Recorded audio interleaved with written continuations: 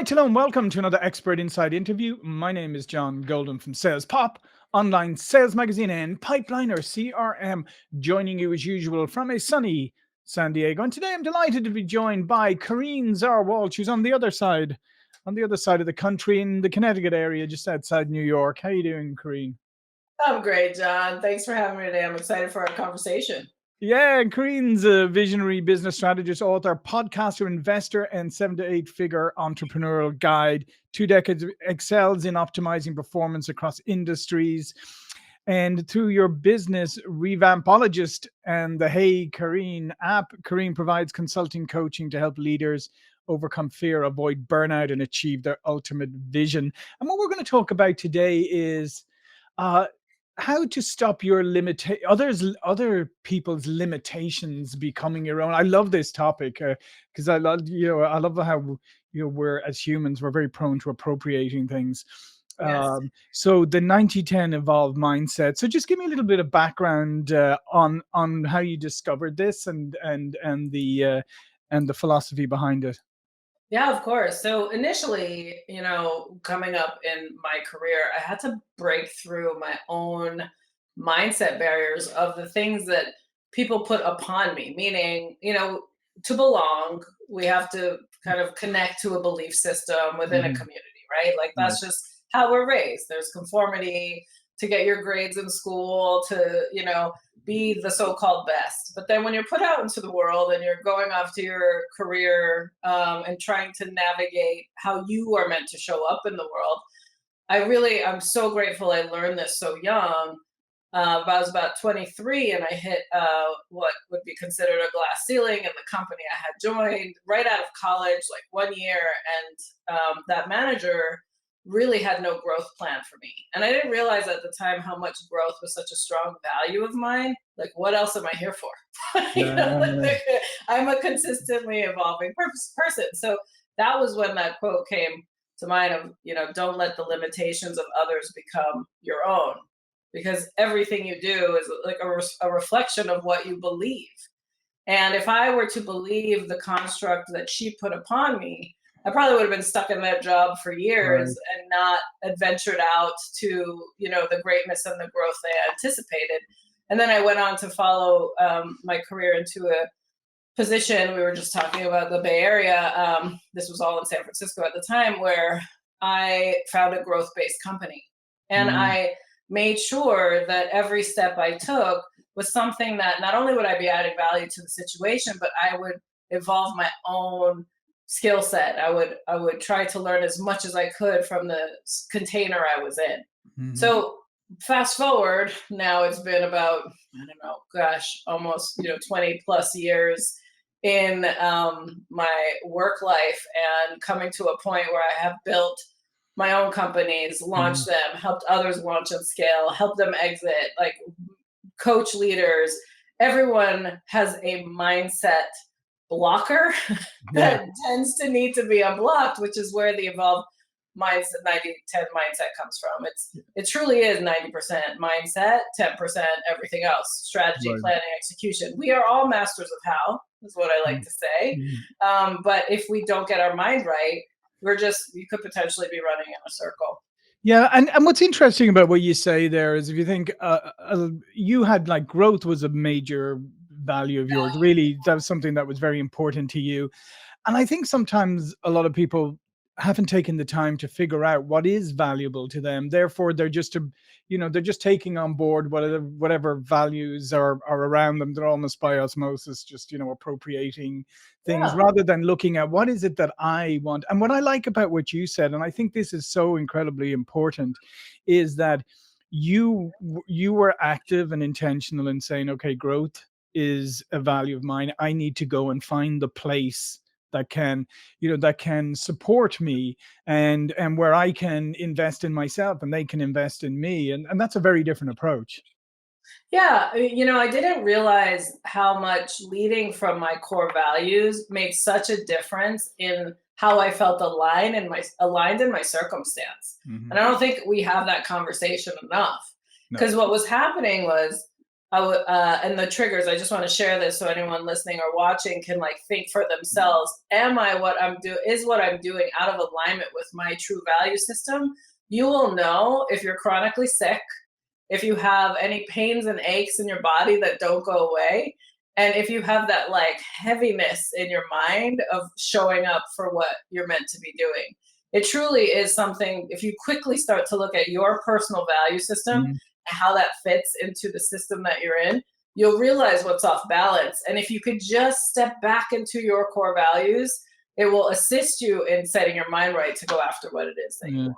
Yeah, I love what you said there because that's the great thing I think about, we're talking about mindset, but mind body connection, because your body will give you messages, physiologically, physically, whatever. It will tell you when you're out of alignment. It'll tell you when you're doing something that doesn't feel that comfortable to you, or like you said, you're starting your day every day with just dread or a heaviness or whatever. Your body's telling you that, yeah, there is something seriously out of alignment. Yeah, and then and just to give yourself the power of the pause is what I like to encourage people to do. And sometimes you just need to just slow down, pause, and ask yourself what's really going on here. Yeah, yeah. Because if you do continue to push from that place of disconnection, you will create a permanent fracture, whether it's physical or mental. Mhm, It is something that occurs, and then it shows up and affects every area of your life. mhm. So, when you talk to people, how do you help them, or guide them to discover their core values? Because I know that, to be honest, if I picked a random bunch of people and asked them, what are your core values? I know that most of them would struggle with, they'd probably after a while come up with something like honesty or something, Yeah. something, yeah, it's something that's kind of like everybody probably has in theirs. But No, I love how do you that you help asked. people uncover Yeah. the real core values? Sure. I mean, I do have an exercise people can do. It's a workbook. If you download my Hey Kareen app, like all my resources are there. And one of them is to discover your core values because I talk about this all the time. I actually wrote about it in my book, Lead with Value, that I launched a few years back. And it was really talking about that personal value system fit into the team value system, into the organizational value system, into society. Like there's so many different layers of a Mhm. value exchange that occur. But really, what's nice is about this exercise is that it has a list of all the different words that you can associate with your value system. And sometimes we need to see what resonates with us in order to identify it. Like Yeah, my three core values, when I was checking in with myself, I was like, when am I my happiest? Like, when am I so lit up that you cannot stop me? Like, these right. are so my three core values are integrity, creativity, and love. And love is a taboo type word to be using in business, but I truly, truly love my clients. Like I truly love my team. Like if I'm not leading with love, I'm not being me. Like I feel like Right. that is my purpose on earth too, is to love. So it's not a normal conversation to be having Yeah. in a business conversation, but it is my truth. Right. And so I have to really find ways to, express that in a professional way. Yeah. But it's something, it is something that I lead with. Because if I don't Yeah. love it, I'm not doing it. Like Um, it's that easy. yeah. So I would encourage people to go, as I said, I always say at the end, but all Kareen's information will be below this. But I would encourage you to go check out the app, because I think that's a really important point is yeah, when you ask somebody or even ask yourself, what are my core values? Things don't just pop into your head immediately. You go, I mean, sometimes you need a reference point to go, okay, yeah, that word that resonates with me, and that's how I feel. And I think that, so I really, really encourage people to do that. The second part I wanted to come back to is the self responsibility, because at the end of the day, nobody's going to do this for you, right? Nobody's going to discover, nobody's going to sit down and go, I'll help you with your core values, and then I'll help you make sure that you're aligned. You have to do that yourself. And you have Yeah. to take, it's almost like when you said you wanted to join a company that, with growth potential. Um, you have to also invest in yourself, right? And I think too many people sit around waiting for companies to do it for them. Yeah, or they're numbing themselves scrolling Right. on social Yeah. platforms, trying to find the answer and not jumping into action. Yeah. I learned real quick that no one looks out for me like I look out for me. Yep. Yeah. right? Like, and that's the entrepreneurial way. I think Yes. that's probably why I'm a bit unemployable right now, in the, in the sense that it's like I just know I'm in control of my destiny. Like Mhm. when you embrace that about yourself, you really can only point the finger at yourself when it comes to the state of your life and Mhm. your business. And you're right, it is being highly responsible for yourself. And I don't think we're taught that, honestly, John. Like No. we're taught to be a part of a whole, like, you know, and now the whole is so fractured, like in today's society, where we Sure. don't even know what to be a part of anymore. So people latch onto these companies because they want to belong and connect, but they might be miserable because they don't know how to articulate, ask questions, and communicate their needs. I don't think we Mhm. create enough space for that either. Yeah. So Yeah. it's quite a challenging time, but what I would encourage people to do is first become more self assured that what you desire is what's meant for you. Find ways to communicate about it, whether it's even just in your close network, just even speak it out loud to say, this Mhm. is what I desire, this is what I want, this is what I want to show up with. Because then the energy of you taking action towards it will become more and more prevalent, and also allow you to potentially find those Mhm. opportunities that help you move forward in what you truly desire. Mhm. And on the subject of people, because I always find this one fascinating too, is if you want to get into if you want to live according to your core values, if you want to have a growth mindset, all of those good things, you need to examine the input you surround yourself with and the people you surround yourself with. And I always find sometimes, people will have a friend who's always negative, always putting them down or whatever, and and and I always question, not so much that person, it's you. What purpose is that person serving for you? Because they are serving a purpose. You're keeping them there for a reason that maybe you haven't had the courage yet, or the space to confront. What are they doing, and what role are they playing in your life, and why do you have them there? Because you're keeping them there for a reason. Yeah, there's a the common denominator that I see when you are someone who is rising up in your own journey, and you find that the people you surround yourself with are either slower or they're not Mhm. doing anything. They become anchors to like hold you back, right? So Yeah. if you can imagine you're a boat with sails, now you're starting to sail and there's this anchor of something that's pushing you back. You need to give distance from that situation. You can still, what I like to say, bless and release Sure. the anchor. Like it's not from a malicious place, but maybe it's something that they fit into another category of relationship while you are trying to Mhm. move forward in whatever it is you're going after. Mhm. It helps you understand where your limitations are, or some people just love to live in their comfort zone. It's what Yeah. they know, Mm. right? Yeah. Because it can be scary to sail away from Yeah. what you truly know, and it until you replace it, until you find that next destination of a group or others that are aligned with you and where you're going, it is hard to let Mm. go of people you care about that just aren't a fit Yeah. anymore for the lifestyle or the path you're on. Yeah, and also, I mean, you can, sometimes you can use those people as a way of avoiding. You say, "Oh, I want to do this. I'm going to do this," but But Kareen keeps telling me I'm not going to be able to do it. So that's my excuse right now. Is I don't even know that those words ever come out of my mouth. right, right, right, right. I know, but Just you know, teasing. But um, yeah, you're right. It's easier to just stay put. yeah, no, and absolutely, absolutely. And so one of the things that I come across, I mean, people talk about all the time about fear of failure, right? I also think that yes, fear of failure, we all experience that, periodically or whatever. But I think the fear of success, I actually think is a bigger thing, because people say they want something, and then they look at, oh, but I really want that, and I really want to move on and up, and I want to go out on my own. But then what happens if I am successful, then things may change in my life. I may have to do this, and you suddenly talk yourself out of it before you've even achieved it. But so I often think the fear of success is almost more powerful than the fear of failure. Well, I think that again, the common word there is fear. Hmm. The how you define the fear, is the nomenclatures that you know, right?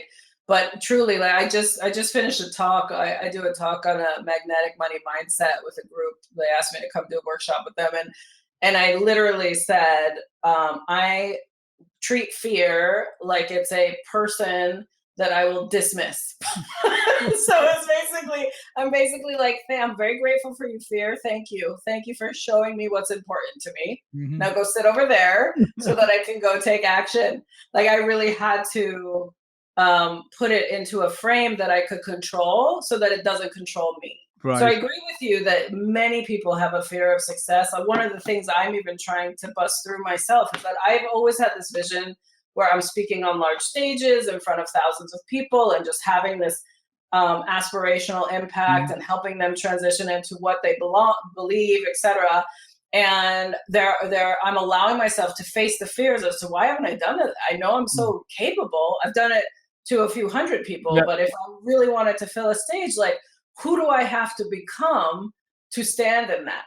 So Mhm. when fear shows up for me, I see it as an indicator. That's important to me. Okay, now what do I need to face to take action on to just go into it anyway? And I guarantee I will be on those stages within this next year because I'm pathing towards it and I'm doing the work towards it. But I will not let that be a limitation of Yeah. mine, you And know? and I think that's a great example for people out there because I mean you've outlined something. You speak to a few hundred people. You want to speak to bigger audiences, but you have identified the fact that for some reason you've been holding yourself back from Yeah. doing that, from whatever reason it is. Good news about talking to big audiences is they're no different from small audiences. They're not. You Yeah. can't It's you so can't see crazy. them. You can't see them anyway. No, you can't. It's just lights in your face, and it's just it's. But I don't know why. Energetically, I'm working through it. But there's like I said, I love the example because there's something that you've identified it and you're taking action on it. And I think we live in, and as I always say, we live in such a distracted world today. People say I'm busier than I've ever been, and I go, no, no, no, you're not. You're just more distracted. Yeah. And we don't give ourselves space or time to think about things. And I think what you're talking about here is it needs some reflection. I mean, you need to give yourself some space and time for reflection, and that seems to be out of fashion right now. I feel like if people took the space for it, I have daily rituals where I make the space for it, right? Mhm. Like it's now the discipline of mine because I saw how much I could go down the rabbit hole of the wrong things if I didn't create a construct that I could step into. And I Mhm. do agree, like distraction factor is super high. And I think most people are running a busyness, not a business, Yeah. and that's affecting how they scale and grow. I talk about that all the time too. And it's figuring out what's important to you Mhm. and making sure that you spend the time in it. I don't know if you've come across this, John, where people are like thinking it has to be hours and hours to have an impact when sometimes it's just 5 minutes. Yeah. Let me get clear in this next 5 minutes. Take a few deep breaths. What is it that I'm afraid of, or what is it that I want to focus on? And then in these 5 minutes, figure out the action. It doesn't have to be Yeah. laborious. Yeah, no, it doesn't. And I think sometimes people think, "Oh, what are you talking about? I'm going to sit and meditate for an hour." Well, good luck with that. I couldn't Yeah. do it. Yeah. But no, but you're right. But our minds are so busy that if you do give yourself like 2 minutes, 5 minutes, 10 minutes space, you'd be amazed how much how Clarity. creative your mind is when you quiet it for a moment. 100%. And it's also why I have breathwork practices. I became a breathwork healer. I like wanted to make sure that there was ways that I could show my, high level elite execs, like, this Mhm. is how. Sometimes they need to be shown the how in Right. order to, find the space for it. It's pretty wild. Yeah, no, it is, and like you said, I think these are so critical to people today because we're running in such a busy, noisy, distracted world where we feel like everything has to be instantaneous and we have to make snap decisions all the time. When the reality is taking that 5 minutes to think about things clearly and without distractions, like you can't spare 5 minutes. I know. I know. The whole phone factor in the bathroom, that's like a whole nother thing. Like, do you really need to? Do you know what I mean? Like, Well, it just takes somebody mentioned this. Somebody mentioned this to me the other day, and it did strike me. It said that once upon a time, when people woke up in the morning, the first thing they did, 99% of the time, was get out of bed and go to the bathroom. Right yeah, now the first thing they do is reach for the phone. They may Yeah, still go to the bathroom afterwards, but not right. before But they've reached for the still, phone. yeah. It's a lifeline. It's It is. become an appendage, and Uh, I have my habits around it too. Like I try to sure. course correct, but Yeah, yeah, yeah. No, I mean, we're all guilty, but it is. I mean, at the end of the day, it is that your first thing is grab your phone, and suddenly you're in a whole other world, and all the inputs are coming digitally. And as we know, as I would say, you start off with reading the news. Great. Well, don't care where you sit on the political spectrum. no, News is there to provoke you. It's not there to inform you anymore. right. Social media, same thing. I always say, like, I come on social media in the morning, I see Kareen in front of a Lamborghini, and I'm like, oh, so she's doing fantastic. My life sucks. Turns out it was your neighbors, but I don't know that. Right, right. And these You know things, what well, I we love? just torture ourselves. We do, and then one of the habits. So what I created is I leverage the focus settings on the phone.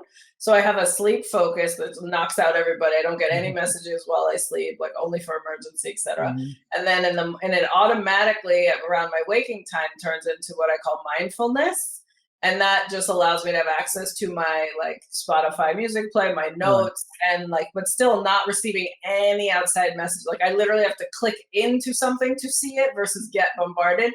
And that really helped me energetically manage myself Right. in the morning with my phone, in case Yeah. that happens to Yeah.